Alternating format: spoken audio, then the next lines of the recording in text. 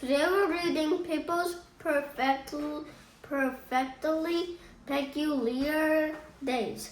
Before we get started, please make sure to subscribe and like. Pippo hummed his jingly-jangly silly song in his teeny tiny house on the edge of the wondrous woods. His days always begin with the tick-tick sound from his handmade stove, followed by the gurgle glug of his favorite steaming raspberry tea. The rest of the day would be filled with clickety-clacks from his clunky typewriter. What could be better than stories burning on pages and memories slumbering in a cup of tea, he would say. In the evenings, Pippo would tuck himself into bed, looking forward to walking up to another perfectly potato table day filled with a familiar rhythm, until one morning, peculiar pants sprouted from the ceiling. They didn't. Blue world. Pippo poked at them, hoping they would disappear. Eventually, his papers dried out, but splash, splash, drizzle, drip. The rhythm of his day was ruined. The next morning, unfamiliar noises woke him up. Clink, clank. Clink, clank, clink, clank. Pippo scratched and snatched, but the faster he scrambled to keep his thing from leaving, the faster they dashed away. Pippo was restless after his peculiar day, just as he finally drifted to sleep. A loud crackle creak wake him up. Creak, crack, creak, crack. Pippo couldn't believe his eyes. Was his house really moving? What were the peculiar creatures floating through the air? He opened the door to sneak a peek, but quickly realized that was a bad idea. Plunk, plop. Through swirling surroundings, a startled Pippo wiggled his way up. Splash, splash, his makeshift raft swirled in place. Splashy, splat, the raft hit the rocks. Swish, swash, the shaky raft shifted and stabilized. The current carried Pippo and the raft forward.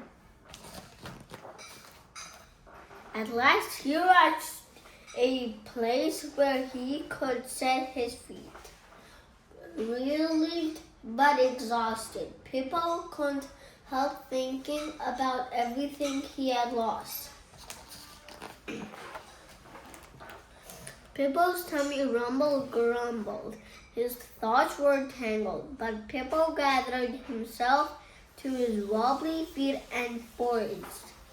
The plops from freshly picked berries reminded Pippo of his jangly, silly song, and he hummed a few bits. Then suddenly, thud! He stumbled into his missing things. The table was crooked and the chair was rickety, but the stove still worked. As Pippo set about making tea and gathering his things, a whistled rustle approached through the bushes. "Oh no, what is happening now?" cried Pippo. It was Pippo's house. He caught up to it easily and cautiously entered his still moving home. It felt damp and musty, yet surprisingly cozy. When Pippo found crinkly pages and a pen in the rumble desk drawer, he couldn't resist scribbling down the new stories whirling in his head. Suddenly, the house stopped, shuffling with a thud and a clunk. Pippo looked around. Was the house done? Would it travel farther? He didn't know, but he did know that sitting at a rumble desk, sipping tea and writing stories felt right. He decided to bring his things back inside. Sizzle, switch, roar, whiz, the house started to shuffle again, but this time Pippo wasn't surprised. He just kept working, humming his jingly, jangly, silly song and adding new notes to accompany the crackle, creak cadence of his clattering house and cloaked belongings. Slowly, Pippo settled into a fresh and perfectly unpredictable rhythm. Unpredictable. Until one morning, when he peeked out the window, Pippo took a deep breath and was ready to face another peculiar day. Peculiar. But not before sipping his favorite raspberry tea.